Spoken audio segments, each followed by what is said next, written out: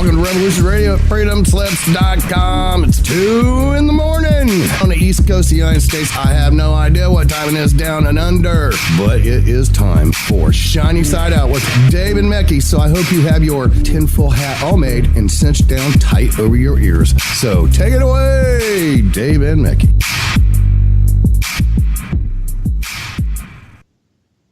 Welcome to Shiny Side Out with Dave. And Mecky. And Mecky there joining us today. Bit of echo coming back, I think, from the station there. Broadcasting from Australia for Revolution Radio on freedomslips.com, where it's more than just radio. So jump into the chat room if you can. This is show number 292. 290 and 200. All right, on cue and awesome there. It's on air, on cue, online, and on your smart device.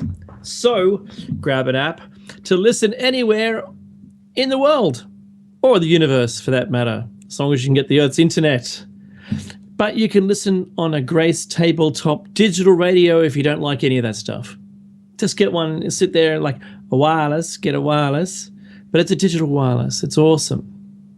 And not today's wireless terminology, it's a radio. If you missed Solaris' show with Captain Henry Kroll, that was actually pretty cool. I liked it. Make Alaska Great Again, his new book. I don't know where he got that title from, Mecky. Wow. Awesome title. Oh. Did you know? I thought it was already great, but maybe it could be better. But I think let's make Canada better. It's not as snappy. It doesn't pop. It only costs $5 a month. That's all it cost to access the Freedom Slips archive and check out Solaris' shows. Because, we talk about her every show. We intro ours talking about hers, and hers was an awesome show. And if you don't know who it is, who Solaris is, then you need to get into the archives. You need to start listening to freedomslips.com 2 hours earlier than our show starts, and you can hear her shows live or get access to the archive. Access to the archive is so much easier. You just set up a direct debit. It's all good, $5 a month, who cares? And there you go. You're done. And you're contributing to a great platform with awesome hosts, with fantastic guests. See how I did that, Mecky? We acknowledge the traditional owners, the traditional custodians. And handsome and tall. And tall, yeah. Thank you. We acknowledge the traditional custodians. I had to look at my notes then and remember, hey, it's not the owners, they're custodians. All the native peoples in the world say that they were looking after the land. They didn't claim ownership. They all suggested that they were custodians of it. Of the land, and where Mecky lives, it's the Daruk. I like the rolling of the R there too. That's what it is. Where I live, it's the dark and young. And I'm not saying dark and young. It's the dark and young people. And we pay respects to the elders, past, present, and future as best is possible. As best we can. Guess what, Mecky? That's the intro done, but guess what? 50. Am I close? Partial credit? Come on, give me something. Partial credit. Woo. Well, you know what? We just recently, Mecky, ending at October 1st or September 30th, whatever it was the new gun amnesty where they were doing gun buybacks. Yes, that's right. Okay, right. So I'm just setting it up. This is the setup. So our government has been buying back guns, and it only recently again. And before then, it was after the Tasmanian shooting. We don't have very many, and thankfully we don't have very many terrorist incidents, but at the moment, from what I can see, we haven't had one successful terrorist incident. We've had a couple of lone shooters, let's say that, right?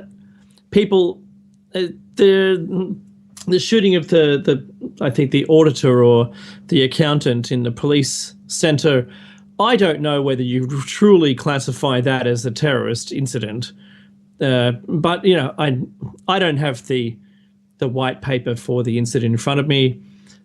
We've seen the media on it, but you know, they talked up the Lindt Cafe siege as a terrorist incident in the media, but it wasn't. It wasn't. See, terrorist incidents have a formula. You see, lots of death and killing instantly, and then not much after that. I mean, it's very quick. I snorted then. I'm so excited by this. I think and that didn't match that profile. Okay, so all I'm trying to suggest here is, look, the terrorist incidents are a particular kind of thing with a particular trait or profile, and let's call him the actor. The actor involved in it is usually driven or should have been either coerced or driven or motivated by an ideal. And if that ideal was ISIS or something, right, then you could say that's a terrorist incident. It's meant to have terror, right? It's meant to cause our peace-loving people to live in fear.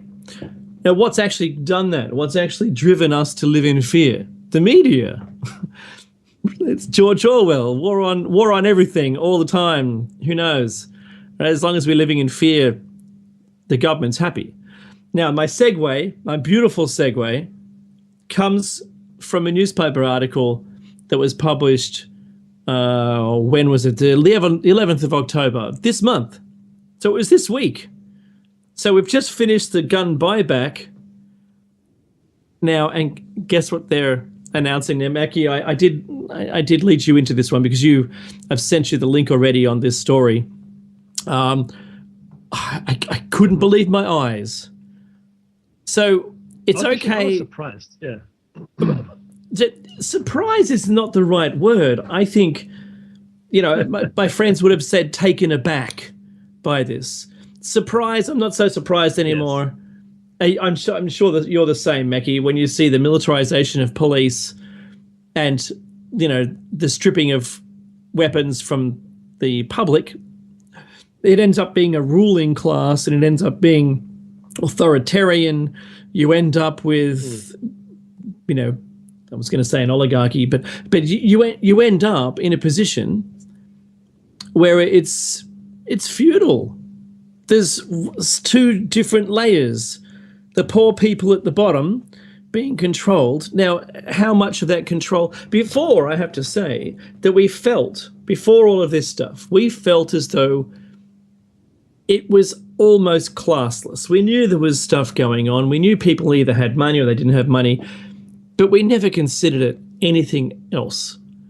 Mm-hmm. We never considered the police, you know, above and beyond everybody else. And well, get this. So New South Wales Police, which is the largest police force on the planet, if you didn't know, on the planet. Yes, it is. Absolutely, by far. Okay. And as a single entity.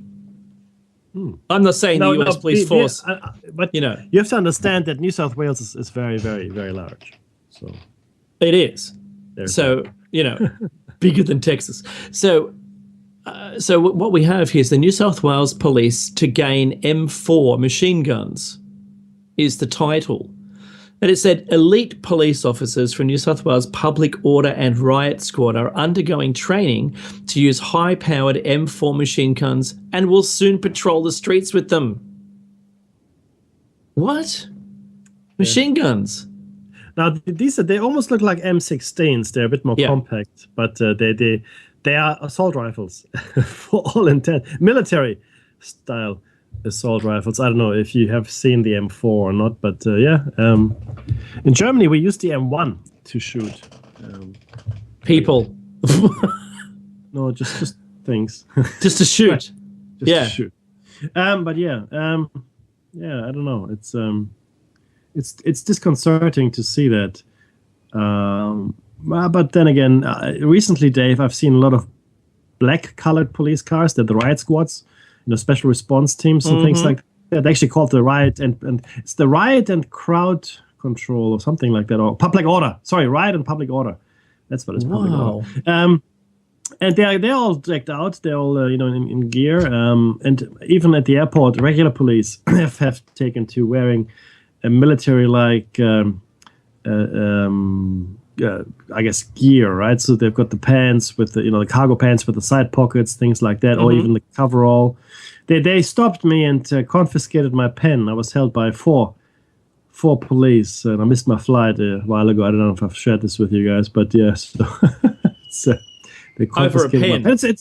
It's actually a tactical pen, and my brother got it for me, and not knowing, I guess, what it was. As far as I was concerned, it was a pen. Otherwise, clearly I wouldn't have had it on me or put it through the X-ray machine. It was a tactical pen. If you know what a tactical pen is, it's a pen that this particular one had a carbide-tipped end, and was just made from high-grade steel.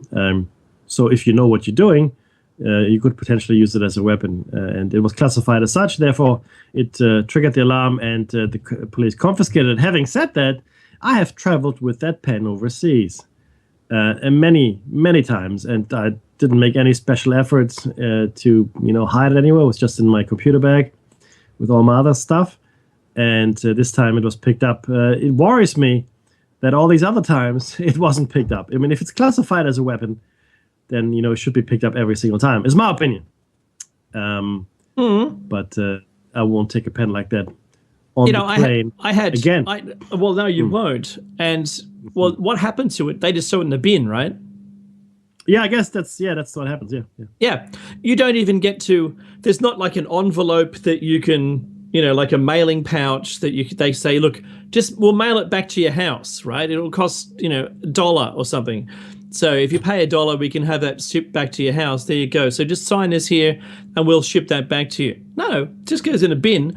I had an I don't know how much your pen cost, but I had an $80 screwdriver, which I'd mistakenly kept in my backpack because I'm an IT person too.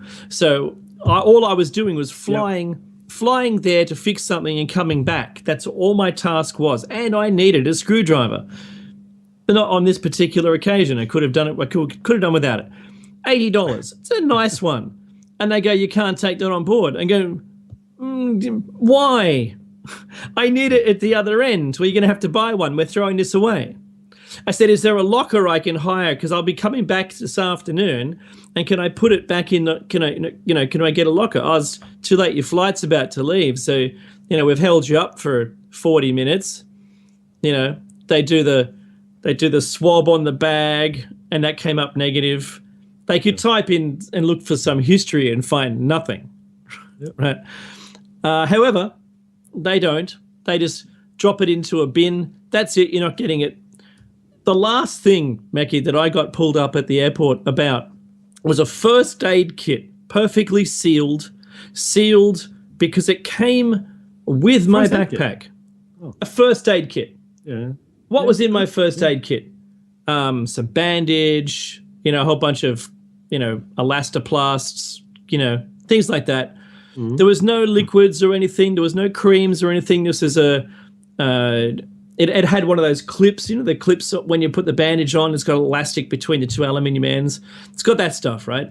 Yeah. I don't know. I've not opened it yet. Never opened it. It's in my bag. It's traveled with me for years. Maybe, I don't know, 7, 8 years. They pull me over and go, "Did you pack your bag?" And I go, "Oh, here we go. Yeah. Why?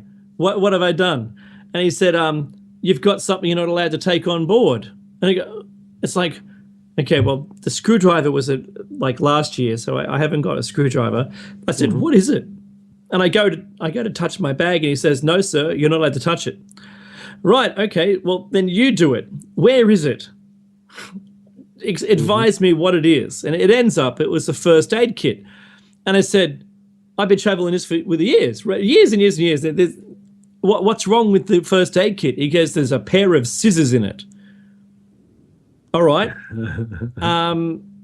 I expect a first aid kit to have one of those. Are you saying that no one has ever flown on an aircraft in Australia with a first aid kit? It says, yeah, they do, but we've got to take the scissors out. I said, I didn't even know there was scissors in it. Mm-hmm. Yeah.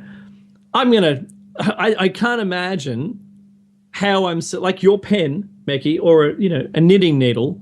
How am I supposed to make the plane go somewhere else, hijack it, or do something silly with a pair of scissors so small that not even Ralph from The Simpsons could hurt himself with it? Yeah. Honestly, can I trim anyone's nails, please? Right?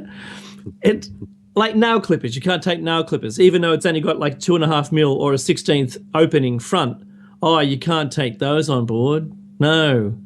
So I said, well, okay, well, can I open? He goes, no, you don't touch it. He goes, unseals the first aid kit, takes the scissors out, and then gives it, like, says, well, that's your bag now. You've got to reassemble all the stuff we've taken out.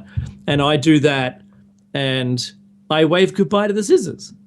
Now, at some point in the future, Maggie, I'm not playing this scenario out for this reason. I'm playing out some scenario in the future where I leap to my feet after someone's hurt themselves, going, I've got a first aid kit. And then we're trying to tear the bandage with our teeth, ultimately infecting the person, right, that we're trying to save, because we didn't have the little tiny scissors that came with the packet. And that was the end of Bob. So I just think that, look, it's quite silly how far we've taken it all. Mm. Look. I agree. Do we feel safer? Well, if the media, Mickey, to be honest, if the media shut up about terrorism and attacks and death and all that stuff, which they've been doing for as long as I've been alive, right? Would we be happier? Probably. Oblivious. Look, let's be clear, though. I need to make a couple of points here. Number one is you have to look at the numbers. And again, statistics are very important in this context. You're much more likely to be hit by lightning or step outside your house, fall over and drown in a puddle than you are to die in a terrorist attack. That's the truth. Secondly, I'm not against these stringent security measures at all. I'm good with that. I mean, I've friends, family, colleagues traveling, and I want everybody to be safe. That's what I want. But there are two separate sub-points on that. But I don't feel any safer, and I'll tell you why. Number one, the pen I just mentioned had only been picked up at that point, but I had been traveling with that pen for a long, long time, overseas, everywhere, right? So if it truly posed such a threat, then it should have been detected earlier. That's one. Secondly, the real danger is not so much, in my opinion, with people coming through and being searched, because they know they're going to be searched, right? And like in my case, I didn't realize the pen, would be detected. And in your case, you forgot you had the screwdriver or even the first aid kit, and you didn't think anything of it. If you were truly trying to smuggle something on board, you wouldn't do it through the security check. That's just stupid, right? So you wouldn't do it. But I mean, because that's what it's there for, right? So the only thing that you do pick up are people like us that inadvertently have taken something on board that they shouldn't. Okay, which is okay. I got no issue with that. The problem I have from a safety point of view is that there was a smuggling or drug smuggling ring in Sydney airport, which also used the baggage handlers as part of the syndicate, helping out with it. Because I mean, those guys, essentially, they're people that take your luggage to the plane, right? After whatever, checks, this, that, I'm sure they go through an X-ray machine as they're on the conveyor belt. But at that point, when the baggage handlers or the baggage throwers, as they're called in the industry, have those bags, I mean, people could put in drugs, they could put in, whatever, essentially, right? There's no further checks after that, as far as I'm aware. So they go into the plane, and there you are. By the same token, you can also pull them out. If you're smuggling drugs, then the baggage handlers could pull the drugs out before they have to go through customs, right? So these things happen. These things happen. So no, I don't feel any safer. Okay, I don't feel any safer. Would I feel safer if they never mentioned it again? It would be front of mind, Dave. It wouldn't be front of mind, and I think that's really the key thing here. Danger is ever present, and we have a choice on how we want to live our lives, of course. But by having it constantly on the news, on the radio, in the paper, if you still read them, on your computer screen, whatever it might be, by having these news in front of you constantly of, all this death and danger, terrorism and attacks and bombs and whatever, it becomes a very immediate danger in your mind. It's in no more danger than you were before. In fact, as I said, your chances of being involved in something like that are vanishingly small. Having said that, your chances have gone up significantly if you live in a city like London or Paris or even New York, right? But I guess that again goes to show just how easily targeted those mega cities are, right? So no, I don't feel safer, but I also try not to have it front of mind, Dave. Interestingly enough, I told you guys I was in Barcelona just after the attack and just when the manifestation happened. So this cessation movement and 6 degrees of separation yet again. My boss, or one of my bosses, I should say, I've got 3, was in Vegas at the night of the shooting in the same hotel, looking at the shooter while he was shooting. I met with him last week. He came back and he told me what happened. And he is Australian, obviously, and he went to look. When everybody else heard about that, they said, "You're insane. You should have gone in the bathroom, locked the door." So the Americans all went away from the window. He went to the window to see it. And he said the response that the Vegas Police Department in general, even the conference that he was in had was almost immediate. It was a very, very, very quick response. And within 24 hours, apart, of course, for the area that was cordoned off, life had got back to normal. Pretty much in Las Vegas. Another interesting item, Dave, the day after the shooting in Las Vegas, you could not have bought a gun for love or money. They were all sold out, all the gun stores. Wow, completely sold out. So this is a data point I wasn't aware of. It makes sense though. Whenever there's an attack, gun sales, and I've done some research, gun sales spike dramatically, definitely in the area where it happened, but overall in the States, gun sales spike massively. Not saying what that means. I'm just saying that's what happens. Okay, and he was looking because he was on the lower floor, and the Mandalay is sort of a little bit curved in a way, I guess. And he was. It's like the center of the Mercedes symbol in each wing. Yeah, exactly. I think that's exactly right. So he saw him shooting from the window. Never for a moment, again, Australian, thinking that the gunman could decide to shoot at the building itself. Because if my boss could look at him, then the gunman could clearly look back at my boss. So that was interesting. That was interesting. And the good thing is, he said people that were locked out of the hotel, because once that happened, the hotel completely locked down, and some people had gone out for dinner or whatever, and they were given fully calmed rooms by any of the hotels in Vegas. So people came. Yeah, no, Vegas held together amazingly. So whoever is listening from Las Vegas, kudos to you for keeping your head in the crisis and managing it as well as you did. So that was a good. I mean, see, this is the thing.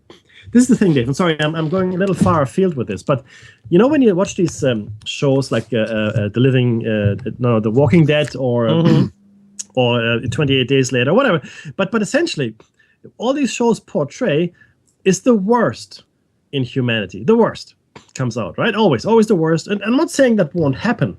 I'm not saying that. What I am saying is, I also believe that when the chips are down and things are tough and it's really hard. And everybody's down, down and out. I think that also brings out the best in people.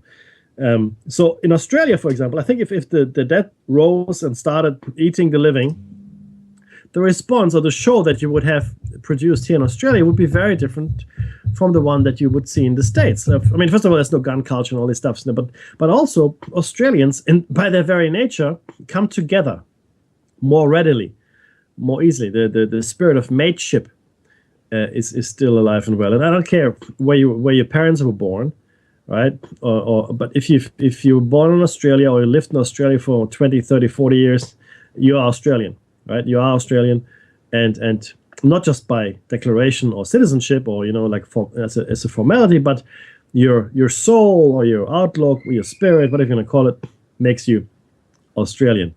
And this mateship and the helping of the next guy, all that, in my opinion, is still alive and well. Now, of course, big cities like Sydney and Melbourne, to some extent, are a little less like that. But if you go into the countryside or smaller towns, I'm telling you right now, it's a very good culture to be in. And on that, if anything did go down, I would suggest you find yourself communities like that still have that happening. And in Australia, like I said, that seems to be part of the ethos. Now, slightly rewinding again to the other stuff. The shooting. Yes. Sorry, you had something to add. The shooting. Yes, the shooting. No. Yeah. So, and I had a few discussions with people around it, and it doesn't make sense. A lot of it. We still haven't got a motive. We still don't know what went on, and we still don't know how he got all those guns and kept it hidden from everybody. And I don't know. It's just there's a lot of things that don't seem to add up. That's all I have to say about the shooting, Dave. But you've got a few more points. Yeah, I've got a few more points, and I've been examining videos all week, and I've had no time to do anything else. It's one of those things where there's now more and more questions. I mentioned last week about our propensity to attempt to absorb everything we can these days, but the media in Australia, for instance, really thinks we shouldn't be giving out so much information about these events. Because, within the first 5 minutes, there's pictures of the guy, his name, his girlfriend, her whereabouts. The next day, there's interviews with his brother, and that's really interesting stuff. But when they do that, you're not getting all of the law enforcement information. See, in the olden days, you see, they'd have a press conference and the police, the spokesperson would discuss it with you and say, look, what we know right now is, and he would just go, blah, blah, blah, blah, done. And that's the end of that. You go, right, okay, great. That's good news. I told you last week also that the information that the police would be giving you isn't everything in its entirety. For instance, to prevent a copycat crime, for instance. Now, and that's very important. And in this country, when suicides occur, they don't really say how or why. They literally only mention the boiled down facts that this person is basically no longer with us due to suicide. That's it. Don't say how. Don't say why. Don't read out the letter. Don't have interviews with everybody. That's it. So the media here is trying to get a conversation started, but everyone's like, no, man, come on. I need more info. Give me more. I want to see more maps. I want to see the way that the intelligence has been put together. I want to see timelines. And that's, I think, a good thing that we're questioning it, but we're not getting it. So what we are getting is the people. They're getting the people's videos. And if you timeline those people videos and place them on a map, guess what you end up with? It's not a question, Mecca, it's rhetorical. What you end up with, guess what, is an ability to triangulate the gunman. You hear the audio. You can work out the length of time it would have taken for that weapon to have discharged, the speed of the projectile. All of this information is available just purely in the audio. Yeah. Now, the audio is, I've listened to it back to front, every single thing that I can possibly, every single recording of it, watching it, seeing muzzle flashes, not seeing muzzle flashes. There's a number of glaring problems with it, which I think still need to be answered. And that is, where are all the shell casings on the floor of the hotel where the shooter was supposed to have been? They are really hot when they come out of the gun, by the way. So where are the scorch marks on the carpet, or if you were trying to hide the muzzle flash and you still had curtains, they would catch fire with automatic weapon fire in front of them, trying to shoot through a gap in the curtain. The tons and tons of shell casings, it'd be like not a foot deep, but certainly you wouldn't be able to walk on the carpet without walking on shell casings. So I think they're very important that we focus on the detail in it. So triangulating the gunman, well, that's been done. And there's more than, from what I can see and what other people have been, the forensics units and independent forensics people and people who are scientists who are trying to come to terms with this event have decided to take it upon themselves to do the same thing. And mathematically, there are two gunmen. Mathematically, they can point towards where they are from all of these different aspects. There's viewpoints that we have. Extraordinary stuff. It really is. Now, I would imagine the police force would have done this, but oh no. See, we have the shooter, the case is closed. And that's the worrying part. Yes. So, were there more than one shooter? Have they sewn up the case? Is it really an ongoing thing? Who were the other people? Was the guy, I don't want to use his name, but was the guy the actual shooter? You see, he might have just been maybe coerced into being in the room. Maybe the whole thing was a setup. Maybe they used false ID. I don't know. How could someone get that quantity of weaponry up into the room? That's the other question you've got to ask yourself. And apparently he used golf bags. That's what he said. But I would get suspicious if somebody comes, with a golf bag up and down every single hour, right? Yeah, completely. Now, golf bags is great. That's a great idea. Well done. But surely, and the lack of footage from the hallways and the lifts and the lift lobbies is a little suspicious to me too.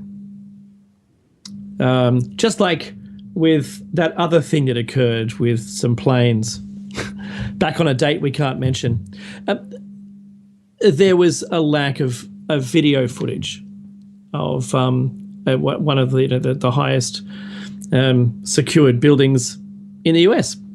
Anyway, I just don't want the text to come up and our video get banned or deleted or something. All right. What I'm doing is asking questions, and I think that's the most important point. So with all of these questions, where are all the answers? And some of those answers appear naturally answered already. Some of those also lead to more questions. Like, for instance, there was 2 separate blood pools around the fellow, and there was shell casings sitting on top of those dried up blood pools. I don't understand why they wouldn't, why the blood pool being so large would not have enveloped the edges of those gun casings. They don't seem to have been, they seem to have done afterwards, So there's a couple of inconsistencies in the crime scene itself, which I think is a very interesting thing. One of the things that has also been brought to my attention in this investigation of this event was that if forensics had already been there and mapped it out and taken photos, then where are all those little markers that they put there in the room? Normally, next to every casing is a little A-frame number. They have viewpoints, they have strings, they've got, I don't know if you've seen CSI ever, but the forensics examination of a crime scene will put everything everywhere and measure it, and it's solid, yeah? But to have that crime scene so open to the public, and people were able to take photos through the tape at it without, Mekki, and I have to say, armed security, armed police, closing, locking that crime scene down. This is how convinced they are that he was the killer and it's all done. It's all wrapped up. We don't have to even investigate. We can just get the cleaners in there to clean the carpet. We can rent the room out tomorrow. Isn't that bizarre? That to me is very, very strange. Also, the windows you can open and close the windows. I've seen videos of people doing that. They've filmed or had filmed other people doing it. So if there was a second shooter, they could open the glass at nighttime and replace the glass again. And, I don't think it's sewn up. I don't think it's as sewn up as possibly they're letting us on. And what was the first thing they did, Mekki, as soon as that happened? Let's attempt gun control again. Yeah. So doesn't that raise questions? Doesn't it? I think it should. And I think our audience, Mekki, is probably already akin to the question and answer game. I think they're with us. Yeah. Yeah. I think we're all together in this. Yeah. And look, the key thing is to keep asking the questions. It's really to keep poking the bear here, right? That's what we're trying to do, and not really for personal glory or anything. Honestly, I just want to know. I don't like not knowing, and I'm a fairly curious mind. This is Dave. If you're listening to the show, chances are you're as well. You're not satisfied with explanations as they present themselves in the mainstream. So we want to know. We just want to know stuff, right? I mean, sorry, just on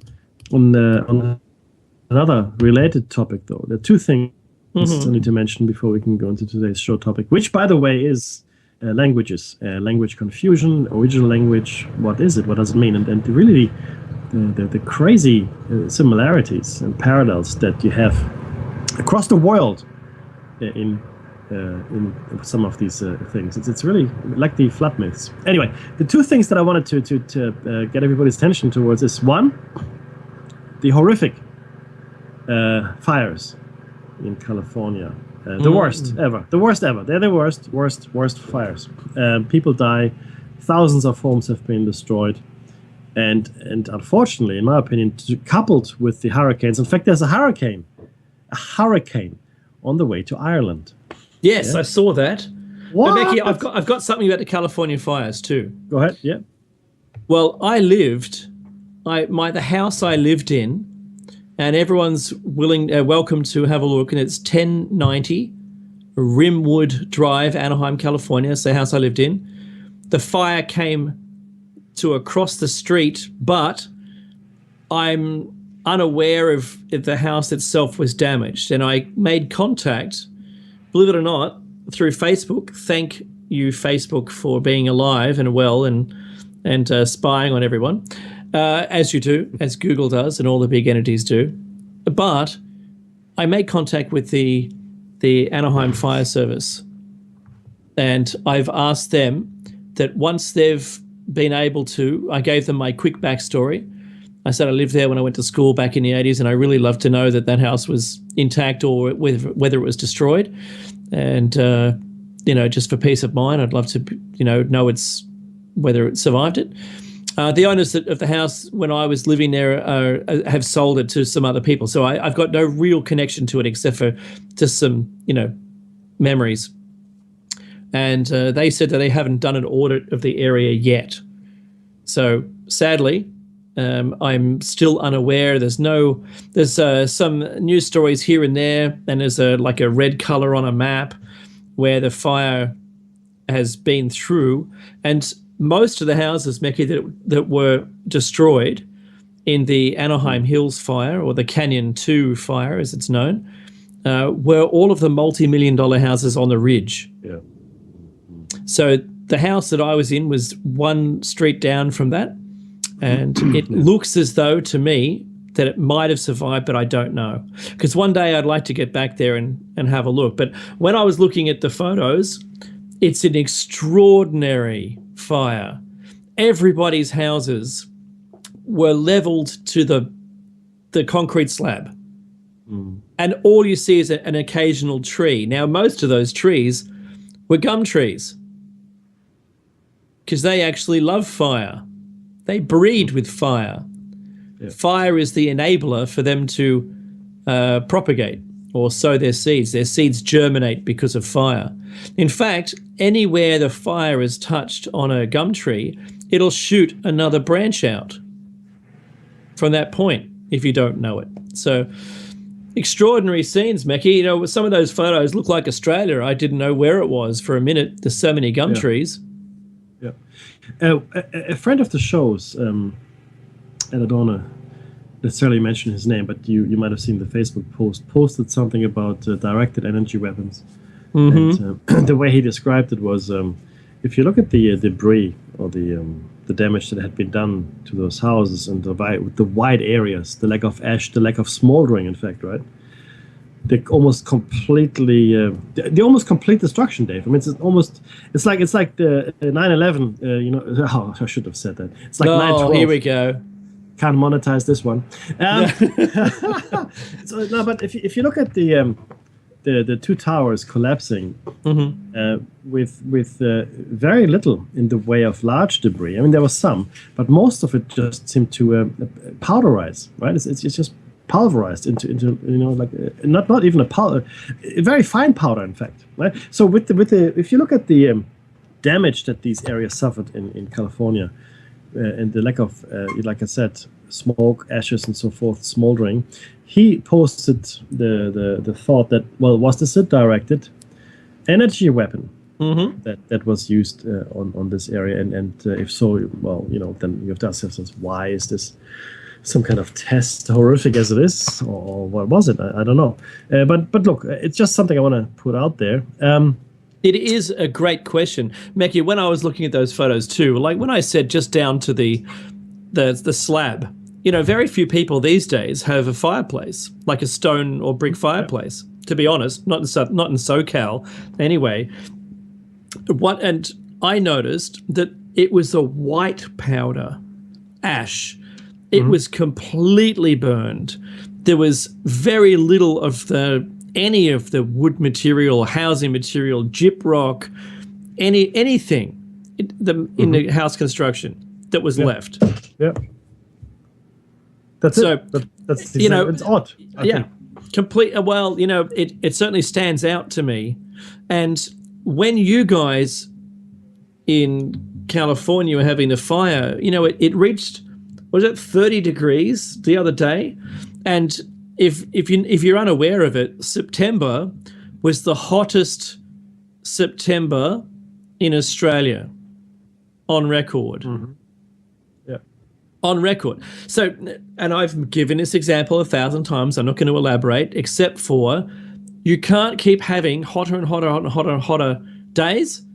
It's impossible in a closed system.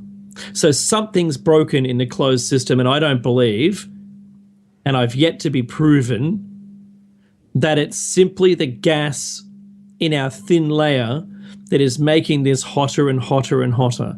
I'm not convinced. Someone needs to sell me on the idea of there being something else, because I'm convinced that the atmosphere is depleting in such a way that the sun, which is a static source of energy, is allowing more of that energy to get through to the planet's surface, therefore heating it up. That's what I'm truly and utterly, to my heart, to my core, that I believe is the case. Right? So I feel sorry for anyone who's affected by any of these people. You know, Mackie, I was actually watching, just back to Vegas for 1 sec, because I was a little disappointed when I was watching a video, that I was disappointed in the way of when it wasn't quite the Hollywood production that I was expecting to see. It wasn't the real life drama that I was expecting to see. Tons of shots fired, and there wasn't a whole bunch of people where the filming was going on, at least, in all the videos that I watched, that were shot. I know there was tons of people who have been into hospital, and there's people that have passed away as a result of their GSWs. But when one of the witnesses this week has said, I was shot by a guard, by a security personnel, that's what he said. That's his, not Really? me. Yeah, he said, I was shot by a guard in the crowd. Interesting. So that wasn't a second shooter. That was just, maybe the guy snapped. Maybe he was a vet. No offense to vets. But maybe he thought or heard that someone was shooting and attempted to arrest the situation that way. I don't know. Well, See, Well, I'm giving the benefit of the that's- doubt. yeah, that would be odd. That would be really odd, dude. And do you know what else is the most odd? Was that there was an ad getting around, which I saw in advance of the event occurring, leading up to the event, where they were looking for crisis actors. There was $25 an hour, they said. $25 an hour in Vegas for a large event, and then this takes place. So I'm just saying, look, I'm putting the suspicion cards down. Maybe it doesn't need to be included in this conversation.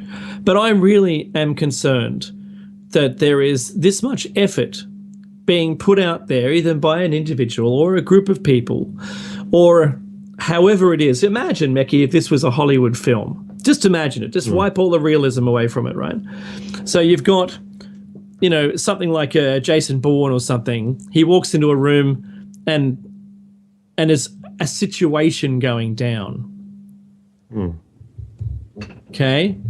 And it could be, just could, that the actual shooter wasn't even involved at all. Maybe he never pulled the trigger. I don't know. But they're telling me, people are telling me at the moment that the bump stop on a two-pronged footed semi-automatic is ineffectual and won't make it sound or fire repeatedly like a fully automatic weapon, which some vets from Iraq have identified as being fully automatic weapon fire and not semi-automatic converted with a bump stop. So the question even comes down to the sound of it, and they're repeating how many shots per second can they hear being shot off, and how hot the weapons get, and then it's endless. So while on the surface, if you don't know what you're looking at, oh, there's a gunman, people are dead. Oh no. Once you start looking at the detail, you go, oh, that can't be right. And that's what people are telling me. That's what people who know what they're hearing are telling me. They even know what guns they are by the shot, by the sound of it. And they say that doesn't quite match. I know, it's not surprising at all. I know some people that know what a Glock sounds like just by one shot. Oh, that's a Glock. Yeah. I mean, so it's possible. Yeah. Of course, no. If you're a gun aficionado, if you're a veteran, whatever it might be, and this is what you hear every day, maybe for years, then of course you can. Of course you can. Oh, we're coming up to the mid break, guys and girls. Please don't go away. Donate if you can. This is Listener Funded Radio, and I hope you're enjoying the content. We are going to talk about languages when we come back from the break. We're going to jump right into it. We're going to look at the language confusion. It's going to be very interesting. And if you have a spare dollar, hey, maybe you spare $5, just subscribe. You can listen to everything at that point, and your subscription goes directly to supporting the station. We don't have a corporate overhead. We don't have shareholders. We're not paying anyone else out. All the money that Hawk gets is put into running the station, and I don't know if it's enough that he gets every month, but let's just help him out by giving a donation, whatever you can afford. Right? It's much appreciated. The music should start any moment, but the subscription also means you can listen to people like Solaris, who's in front of us. All the other wonderful hosts that could be very different from what we bring you, and in fact are some of them, right? So you've got a plethora of very, very different worldviews and opinions, which you don't really get in the mainstream media, Dave. If you listen to the mainstream media, what you get is pretty much all the same. It's like when you go voting, liberal, labor, conservative, or Democrat or Republican or whatever. It actually doesn't make a difference. It makes no difference. It doesn't matter which news channel you turn on. It makes no difference. None. Zero. Completely irrelevant. In fact, there was this YouTube clip, Dave, remember? Or Facebook. It might have been on Facebook. But essentially, it had the same story and with the same exact wording on like 50 different channels. That's right. Anyway, there's the music. We'll see you after a short break. If you haven't donated, use the time during the break to donate. And we'll see you in a couple of minutes. Opinions expressed on this radio station, its programs, and its website by the hosts, guests, and call-in listeners or chatters are solely the opinions of the original source who expressed them. They do not necessarily represent the opinions of Revolution Radio and FreedomSlips.com, its staff, or affiliates. You're listening to Revolution Radio, FreedomSlips.com, 100% listener-supported radio, and now we return you to your host.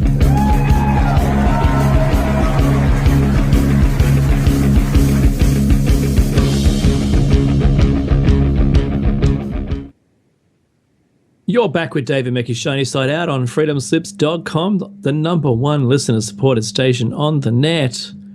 You should get yourself some great merchandise from the station's website. You can buy a CD of your favorite host shows for the previous season. Maybe if you donate, if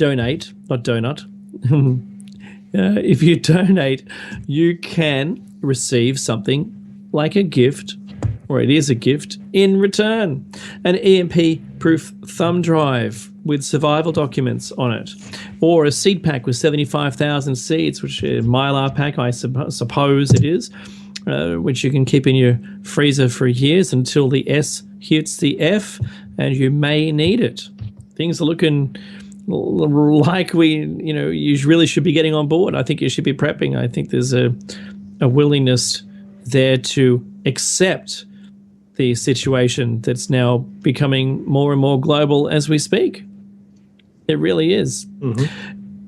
Now, just be careful when you donate to follow the instructions carefully. The number to call in if you're interested in relaying more details about a topic that we're talking about, 347-688-2902. But we do implore that you use the chat room at freedomslips.com while we're on air to have a chat with us first. If you have some more information to bring to us, we'll invite you in. Or you can add Freedom Screen, one word, as a contact to Skype. If you live in Kentucky, there's, it's FM, and I'm avoiding the poetry. WZZR 101.3, or anywhere else in the world, you can simply use your favorite search app, either in your store on your smart device, look for Revolution Radio Studio A, or if you search in a browser, you can find, by just looking for the same phrase, a bunch of different alternatives. Now, I'll mention two apps: the Freedom Slips mobile app, which is available from the website, freedomslips.com, or Shiny Side Out. We've made our own app, and that's available via either the Apple or Android stores. You should get that. You can listen to the station 24 hours a day, if you like, through the app. Now, just reminding everyone, this is, while you may not have known this, show number 292. And I got nothing from Mickey. 90 and 200. Hey, there were just like we rehearsed it. And I'd like to say hello also to all of the new listeners, everyone who follows us. If you're on board, and we hope the journey is an easy one, the steps that took us to where we are being laid out in front of you. So guess what? This is the beginning of the topic, the show arc of the origin of language. That's what it is. This is show number 2. Correct. Show number 292. And yeah, look, very important as it turns out, because there are many parallels to a lot of other shows, obviously, that we've done. And the key thing here is that, look, before we go into today's text, I want to make a couple of observations. One, almost every culture speaks of an original language. Everybody spoke one language. Everybody. Now, that doesn't make any sense, really, because most of us have grown up with many languages around them, right? Even if you live in a tribe somewhere, the tribe across the mountain has a different dialect to you. And so that's people's reality. So if you live in a multilingual world, then your reality is many, many languages. Nonetheless, the insistence that at one point everybody spoke the same language, right, is overwhelming. It is overwhelming, just as overwhelming as the flood myths, the similarities, the differences, right? And I want you to look at the similarities here, right? We shared some of those myths with you last week, and we're going to share quite a few more with you today. And also, there was always a cause and effect here. So the language confusion came about because of something that was done, or someone was punished, or something had to be done because the one language was some kind of threat. But that's also a common theme.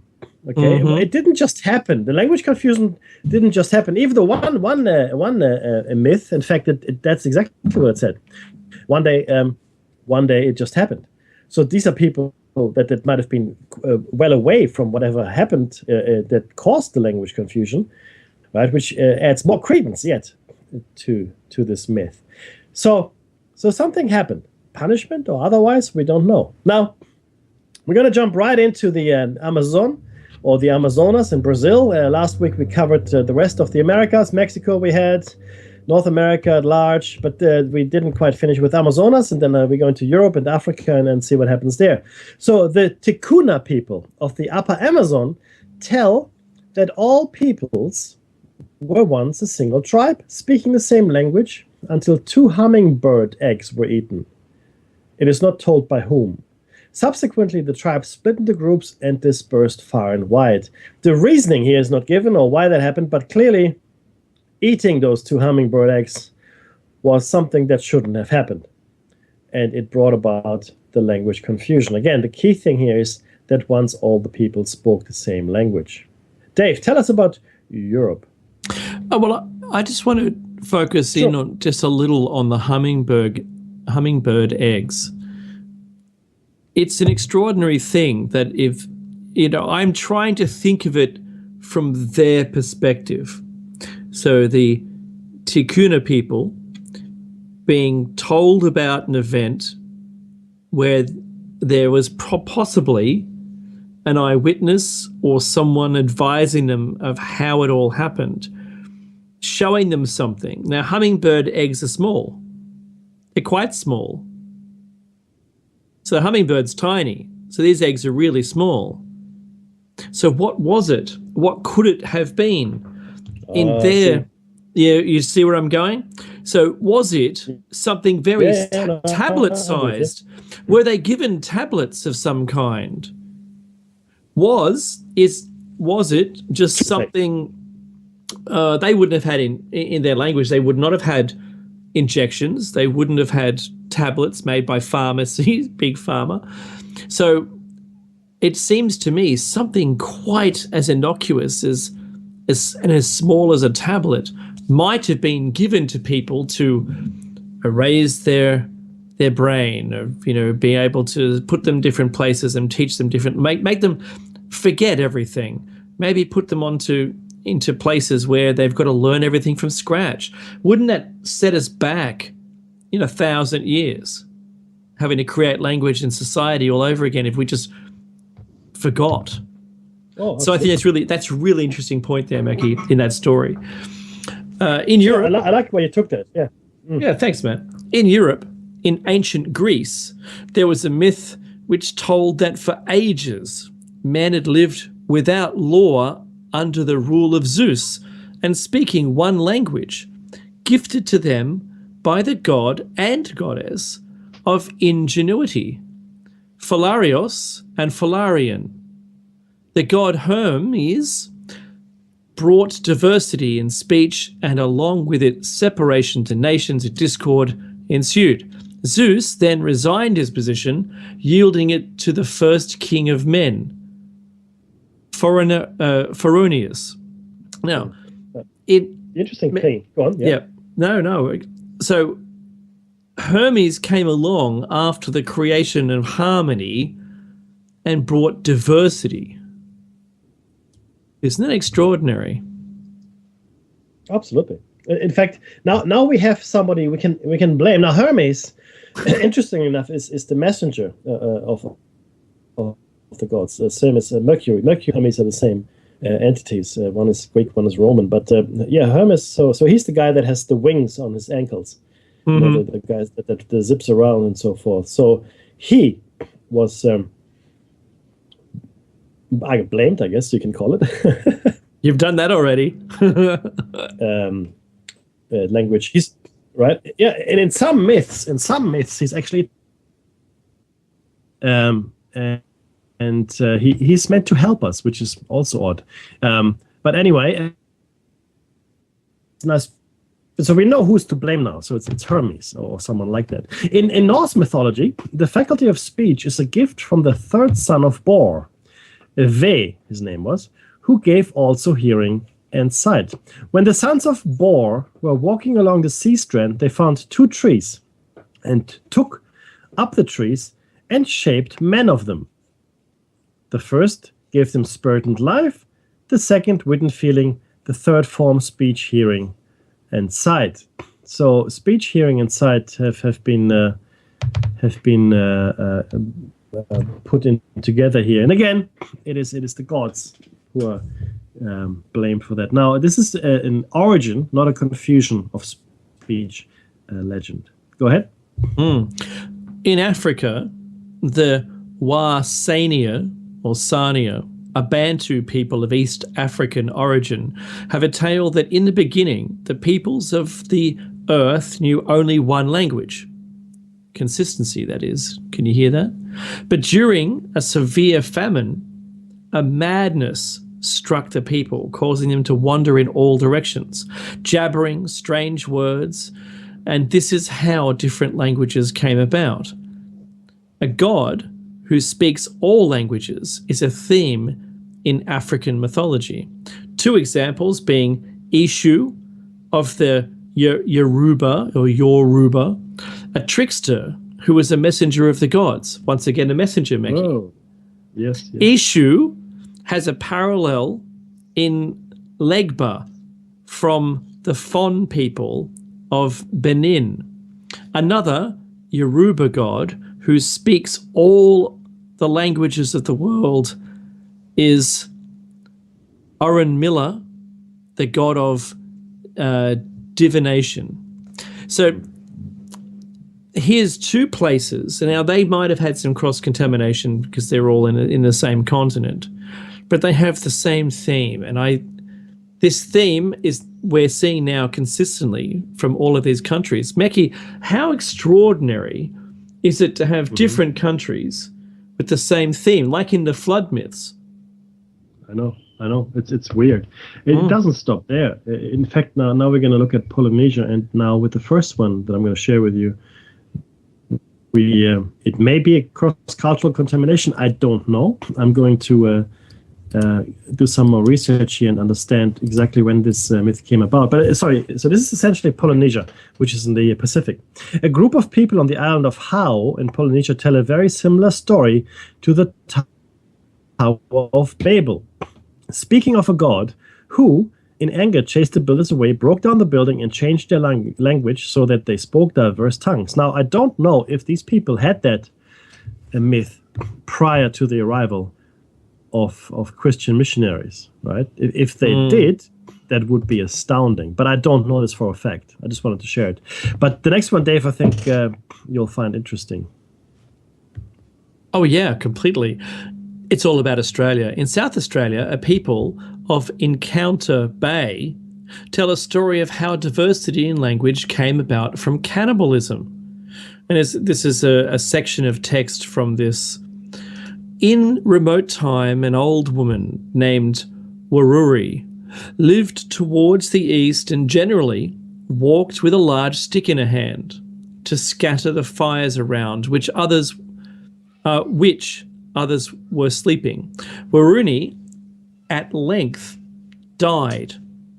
Greatly delighted at this circumstance, they sent messengers in all directions to give notice of her death.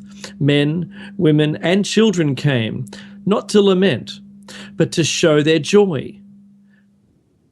The Ramanjura were the first who fell upon the corpse and began eating the flesh, and immediately began to speak intelligibly. The other tribes to the eastward, arriving later, ate the contents of her intestines, which caused them to speak a language slightly different. The northern tribes came last and devoured the intestines and all that remained, and immediately spoke a language differing still more from that of Ramanjira. Another group of Australian Aboriginals, the Gunwigu,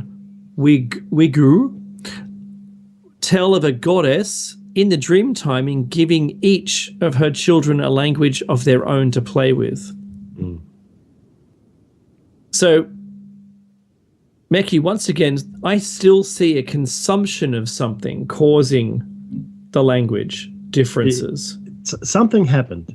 Yes. Something was possibly consumed, like you said, and it caused the confusion of language. Now, I have a theory on this, which I will share with you at the end of the cycle, but just keep all of these things in mind. The next one that we have for you is from the Andaman Islands. The Andaman Islands are, I guess, in the Indian Ocean. It's just bordering, Thailand and Malaysia, just off the coast there. The traditional beliefs of the indigenous inhabitants of the Andaman Islands in the Bay of Bengal describe language as being given by the god Puluga to the first man and woman at their union following a great deluge. Oh, a great flood. Yeah, I know, right? The language given was called Bojik Yab. Bojik Yab. I want you to remember the word Yab, which is this language spoken to this day, according to the belief, by the tribe inhabiting the south and southeastern portion of Middle Andaman. This language is described by the inhabitants as the mother tongue from which all other dialects have been made. Their beliefs hold that even before the death of the first man, his offspring became so numerous that their home could no longer accommodate them. At Puluga's bidding, they were furnished with all necessary weapons, implements, and fire, and then scattered in pairs all over the country. When this exodus occurred, Puluga provided each party with a distinct dialect. Yeah. So it is interesting, Dave. There's an overlap, and you will see this coming there as well. And certainly, there was an overlap with Christianity as well. A deluge, and the a deluge, but this is the first man and the woman after the deluge, that were given this language, right? So the people that were prior, or existed prior to the deluge, may very well have had just the one language, but even their language further fragmented after they became too numerous and they were sent off. It's fascinating how some of these, again, this is thematic. So don't look at the entirety, but look at the points that gel with other myths, right? And these are the points that are most likely the kernel of truth. Everything else is just window dressing and things that were added or omitted over the centuries. But the next one, Dave, is fascinating as well. The Hindu legend of the confusion of tongues is as follows. There grew in the center of the earth the wonderful world tree, or the knowledge tree.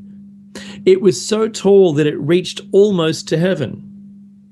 It said in its heart, I shall hold my head in heaven and spread my branches all over the earth and gather all men together under my shadow and protect them and prevent them from separating. But Brahma, to punish the pride of the tree, cut off its branches and cast them down on the earth. When they sprang up as water trees, or waiter trees, and made differences of and speech and customs to prevail on earth, to disperse men over its surface. This is from Doan, 1910, page 36. A direct parallel to the Babel of Tower myth. The Babel of Tower myth is about, a very tall building that reaches almost to heaven, just like this tree. Mm-hmm. And I will, I hold my head in heaven, and that's what the Tower of Babel people try to do. They try to reach heaven and unite the people under one purpose, right? And again, the pride, the hubris was punished by the god, okay? And he cut off the branches of the tree, just like the Hebrew god destroyed the Tower of Babel. So this is, again, I would say there's definitely a common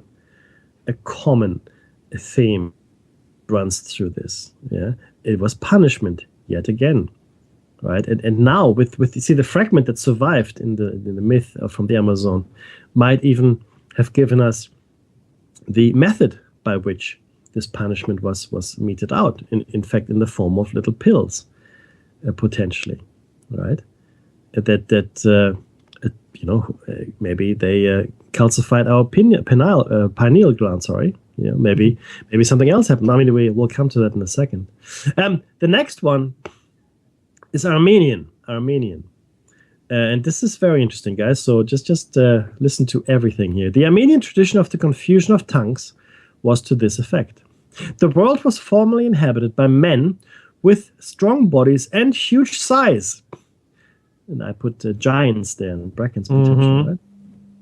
These men, being full of pride and envy, they formed a godless resolve to build a high tower.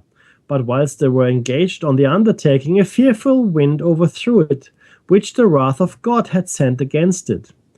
Unknown words were at the same time blown about among men, wherefore arose strife and confusion.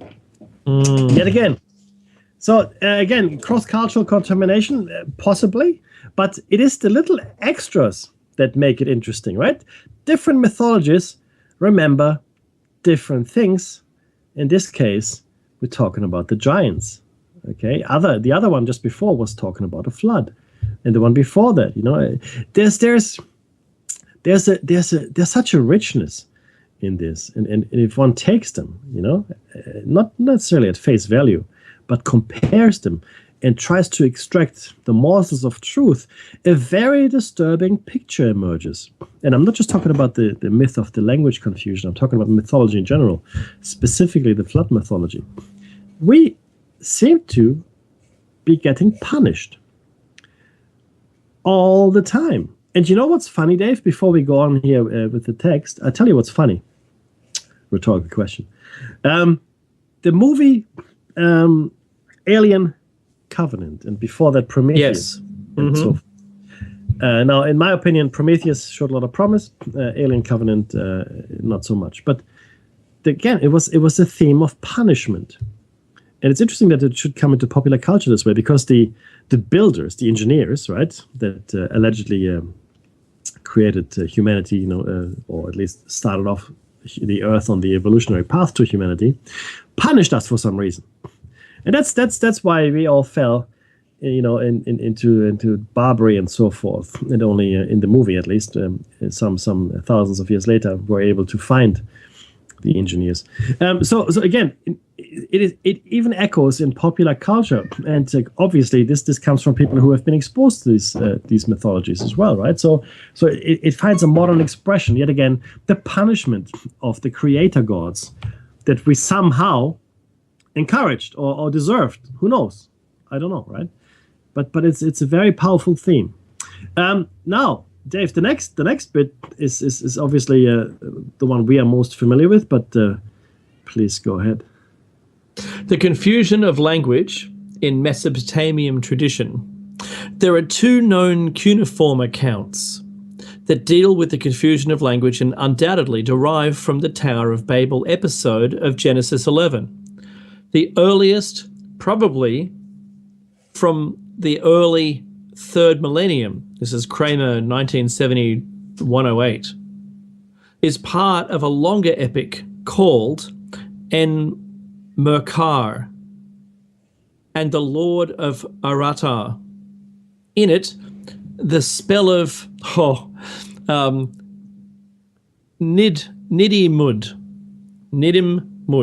is quoted, which deals with the confusion of language. According to the spell, there was once a golden age where everyone spoke one language. The god Enki, leader of the gods, put an end to this era by confusing the speech of mankind. The critical passage reads, "In those days, the people entrusted to him could address Enlil.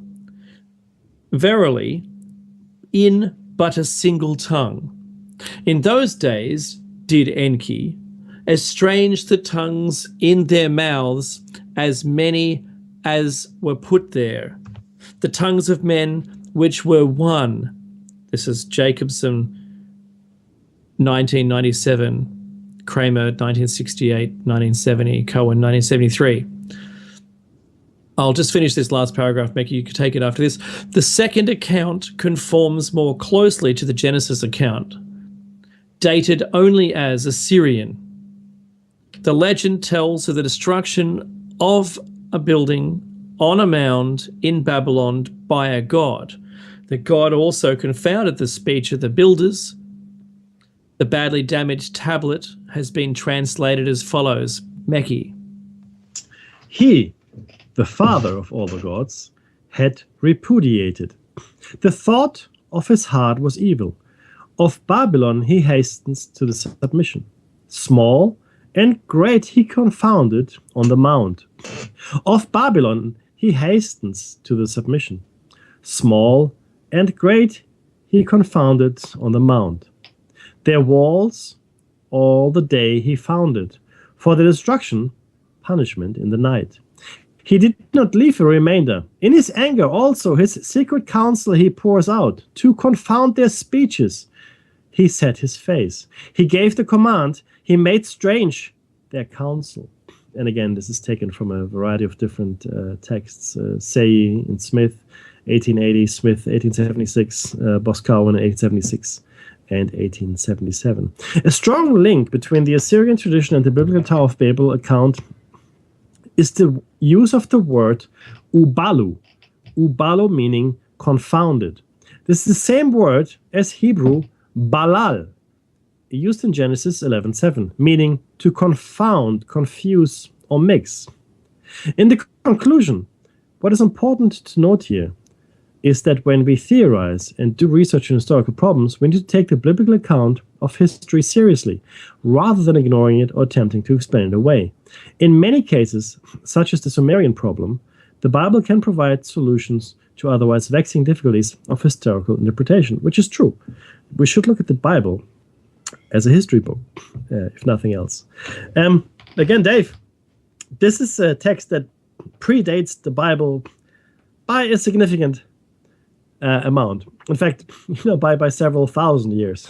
So we're talking cuneiform texts here. We're all familiar with Enki, Enlil, the Anunnaki gods, and clearly now also responsible, again, to punish us for having built something on a hill.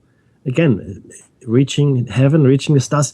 I mean, Dave, we really should get together and spitball this, because at the final analysis, we need to figure something out here, because it is clear to me, at least, that something did happen in the dim and distant past, which brought a great calamity to us.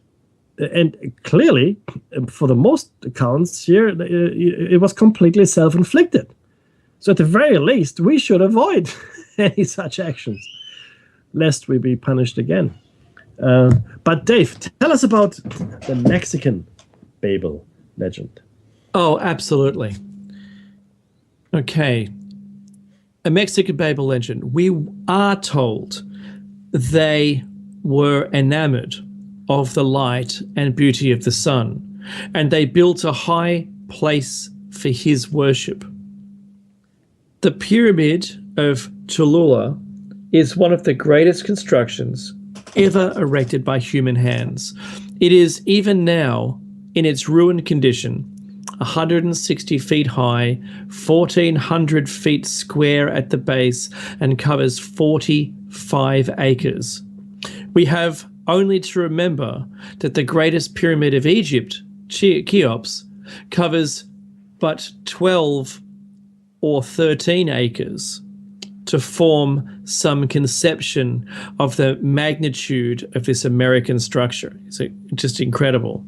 It must not be forgotten that this legend was taken down by a Catholic priest shortly after the conquest of Mexico from the lips of an old Indian who was born before Columbus sailed from Spain. Observe the resemblances between this legend and the Bible account of the building of the Tower of Babel. This is a quote, and I don't want to do this any injustice, Mekki. Mm-hmm. All was a plain without hill or elevation, says the Indian legend. They found a plain in the sand of Shinar, and they dwelt there, says the Bible. They built of brick in both cases. Let us build a tower whose top may reach unto heaven, says the Bible. They determined to build a tower so high that its summit should reach the sky, says the Indian legend. And the Lord came down to see the city and the tower which the children of men had built, or had builded. And the Lord said, Behold, nothing will be restrained from them which they have imagined to do. Go to, let us go down and confound them, says the Bible record. The Lord of the heavens, enraged, said to the inhabitants of the sky, Have you observed, etc.? Come and confound them, says the Indian record. And the Lord scattered them abroad from thence on all of the face of the earth, says the Bible. They scattered its builders to all parts of the earth, says the Mexican legend.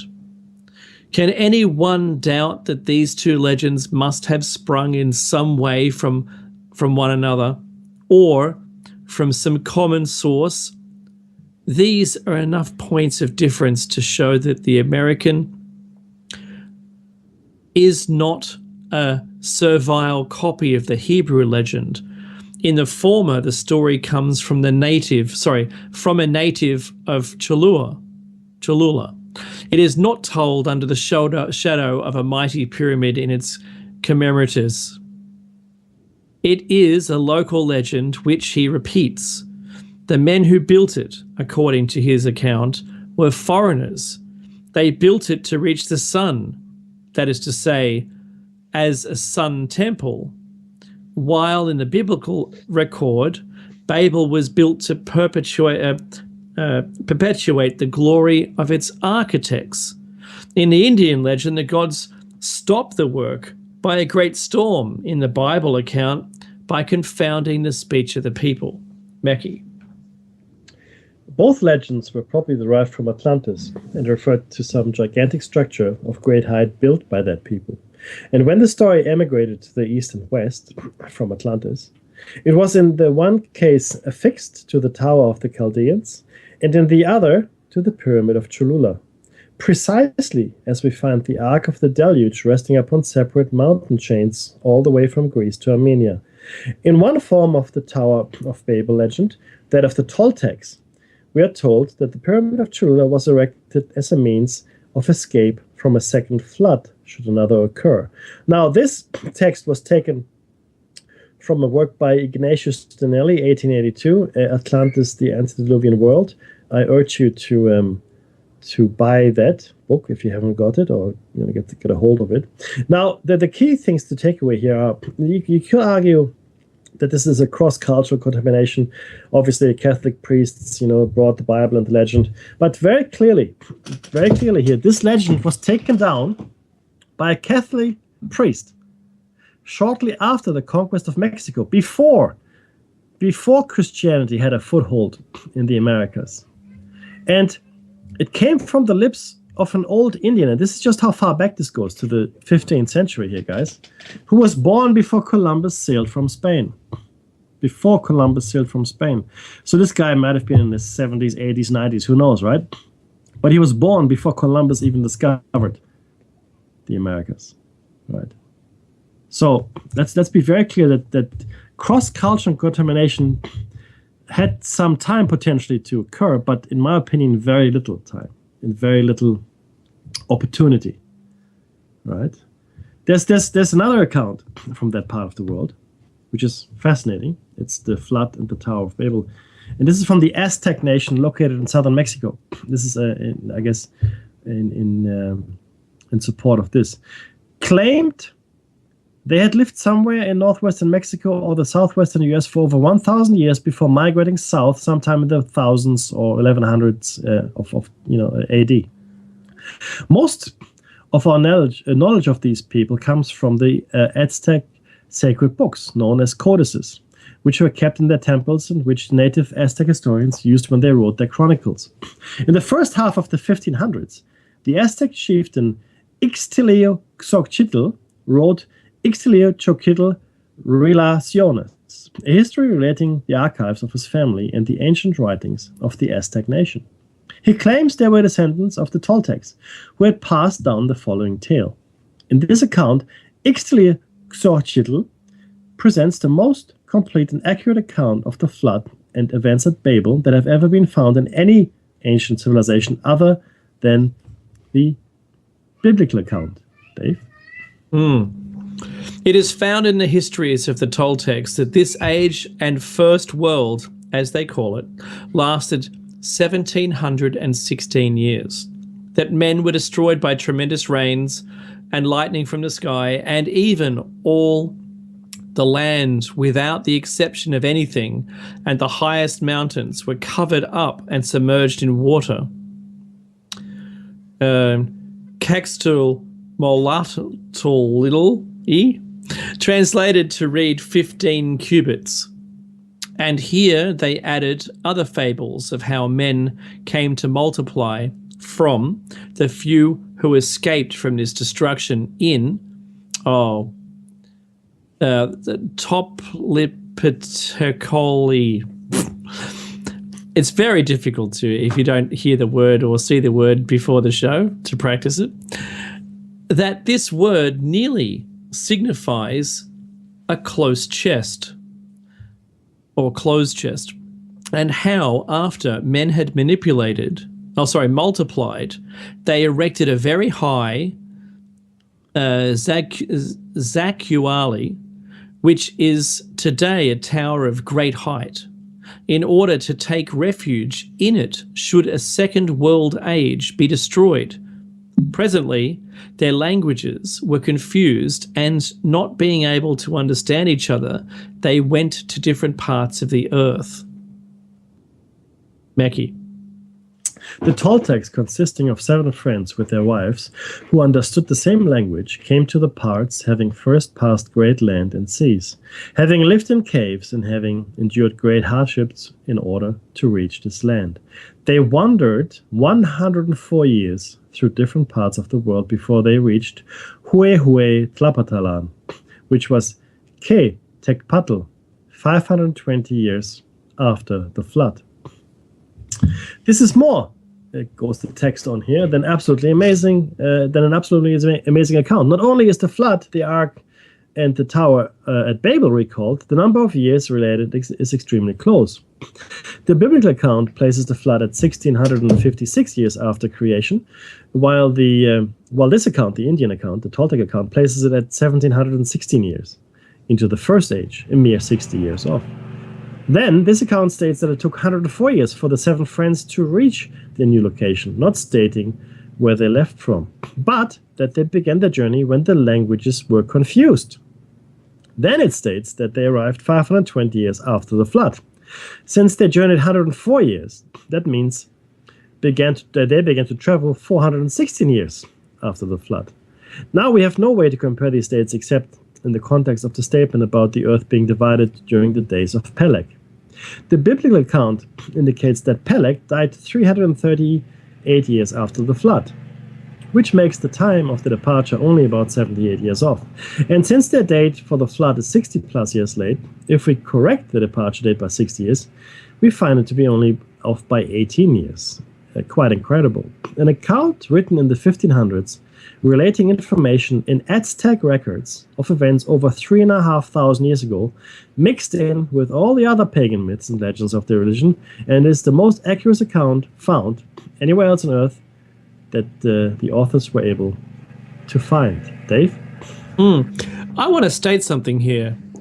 Now, according to people who have been, or claim to have been abducted, the next event will also require that people are saved or extracted from the earth, removed, taken somewhere and returned again after it all settles down. How extraordinary is this connection with these people having been removed and returned? They've taken a number of years to return back together again to here. Maybe they were taken off-world. The account doesn't describe that in particular, but to me, I'm not reading it into it, but I'm looking at it and saying, well, how could they describe something? How could it take 520 years after the flood for them to all arrive back where they, for them to meet again? I mean, then that's just something else, isn't it? Did it take 520 years for people to have recovered civilization enough with boats and a lifestyle which enabled them to be able to participate in a reunion of some kind? Or maybe finally we started trading with each other, being so desperate or distant apart. Extraordinary stuff. Papago, Indian Story of the Tower of Babel. In 1875 and 1876, Hubert Howe Bancroft wrote a 5-volume encyclopedia on the American West, the largest collection of information on this subject, entitled The Native Races of the Pacific States of North America. In here, he relates another of the rare instances when the remembrance of the Tower of Babel lives on in the legends of the ancient people, the Papago. Indians of Arizona, this is a quote, and it says, "The wild Apaches, wild from their natal hour, have a legend that the first days of the world were happy and peaceful days. Then came a great flood from which Montezuma became then very wicked and attempted to build a house that would reach to the heaven. But the Great Spirit destroyed it with thunderbolts." Also in this legend, mention is made of the fact that the earth was warmer in those days before the flood, that all men as well as animals shared a common tongue, and that Montezuma and his friend, the coyote, were saved from drowning in a boat. The Toltec... go ahead. No, sorry. Just very quickly. There's some very important component here, which mentions animals. People and animals had a common tongue. So all men, all animals shared a common tongue. And this will become important when we discuss the theory that we have around what that might be. But go ahead, Dave, sorry. The Toltec account about 7 men escaping from Babel and coming to America with their wives also coincides with this. Studies suggest most Native Americans can trace DNA back to 6 women. Similar to our mitochondrial leaf. That's correct. Wow. I know, right? It is very fascinating stuff. Now we are going to enter the tinfoil hat zone, gentlemen, ladies and gentlemen, bystanders, well-wishers, and nobility. Take your seats, for we are entering the tinfoil-hatted zone. What about the suspend your reality? Please, let's. Yes, Dave. Suspend your personal reality. Keep your hands inside the vehicle and no flash photography. At any time. Okay, so this is now going into the territory of what we think the original language most likely was, and that is telepathy. The next thing we're going to share with you here is, in fact, a paper. It's a scientific paper, which I dug up, and it's a fairly recent paper as well. At that, it was put together by Gebhard von Blucher and Moira Doherty at the University of Micronesia, and it's talking about the role of language in telepathic communication. Over the past 10 years, this is the excerpt from the study, even the most closed-minded of skeptics have come to admit what most people have always known, namely that telepathy is a real and important interpersonal communicative device. However, thus far, little research has been done into the nature of telepathic communication. Specifically, it has not been determined whether telepathy involves language or is carried out in the realm of pure meaning. The research conducted in this paper makes plain that telepathic communication is linguistic communication. 4 study groups were used in our experiment. This is the paper talking.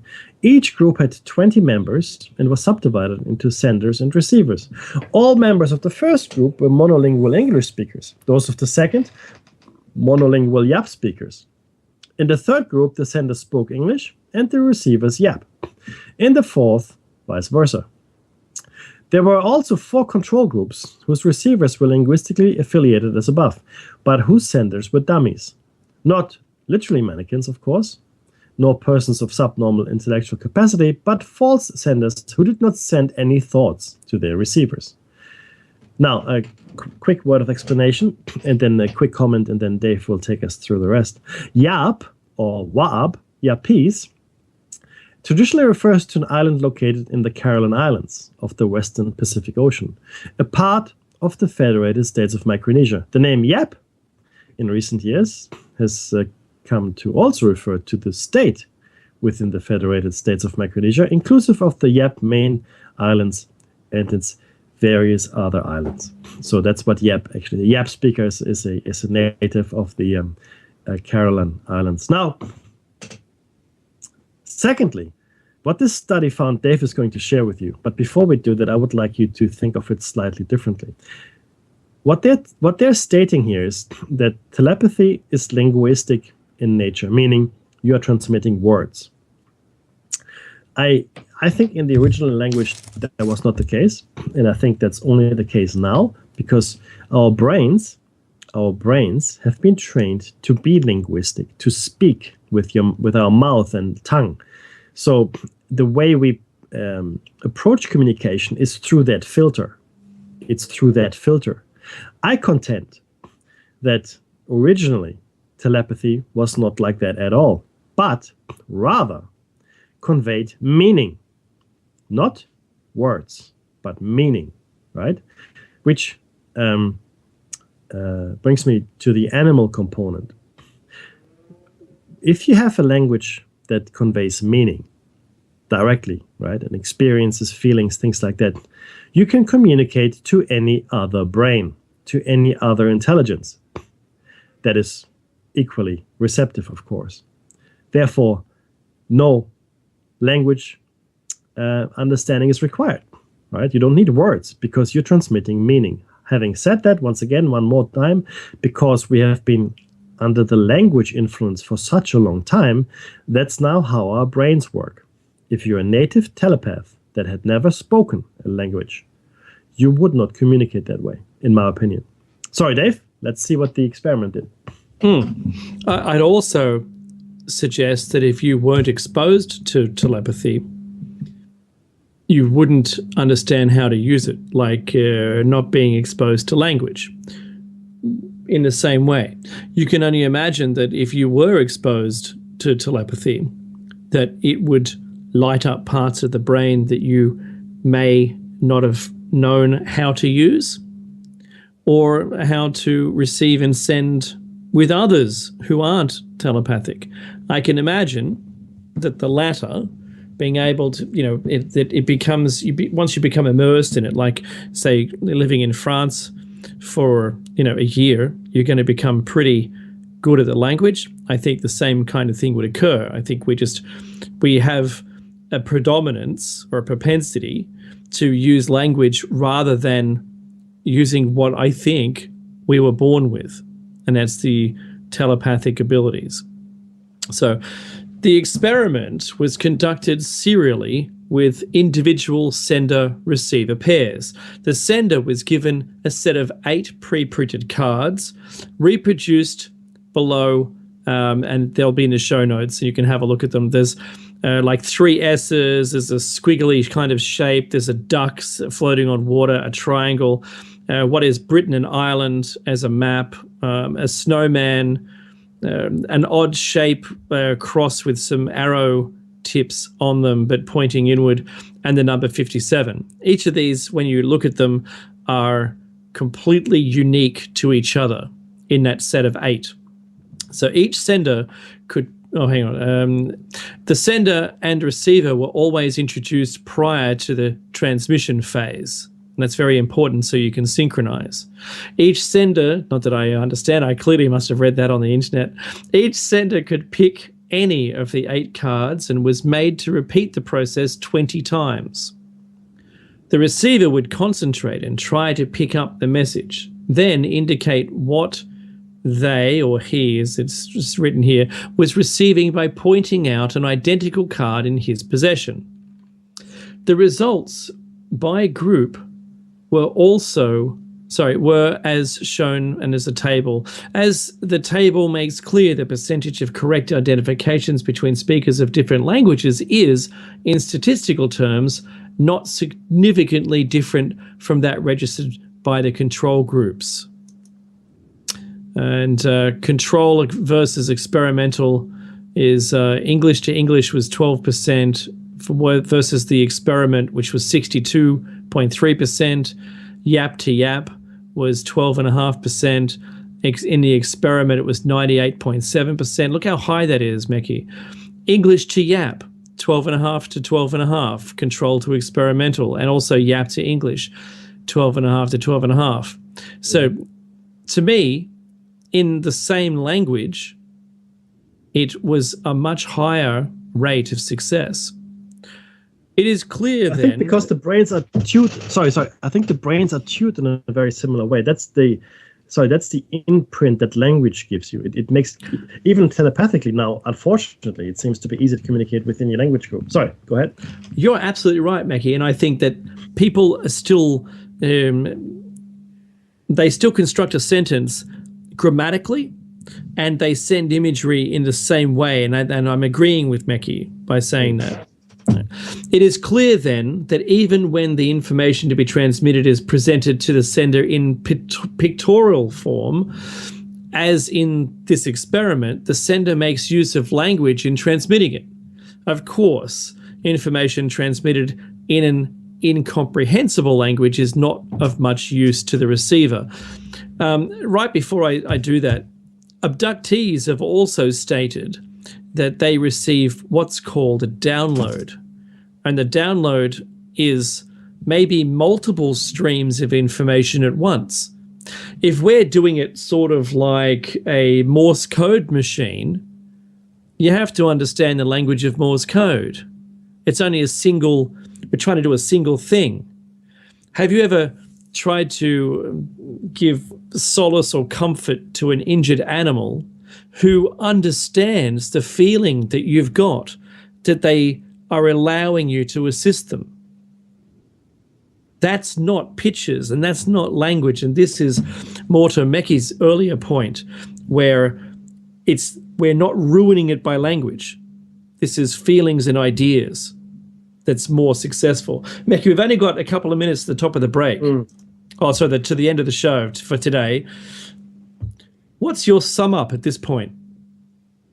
Look, we're probably going to start with the experiment next week again when we read this. But essentially, it is clear that at some point in the past, we all communicated via one language. Now, I advisedly didn't say speak one language, but communicated via one language. We contend that this one language was telepathic in nature, pure telepathy, not telepathy somehow compromised by language. And if you listen to my earlier rant, you will understand what I mean by that. And in fact, that's the music. So please come back next week. We're going to start with the telepathy experiment again. So we're going to read it out in total, so you have it as a show, and then we will give you some more interesting insights into Colombian telepathy, as well as our conclusion. And don't forget to hold on tight, because coming up next is a roundtable with Jer Bear.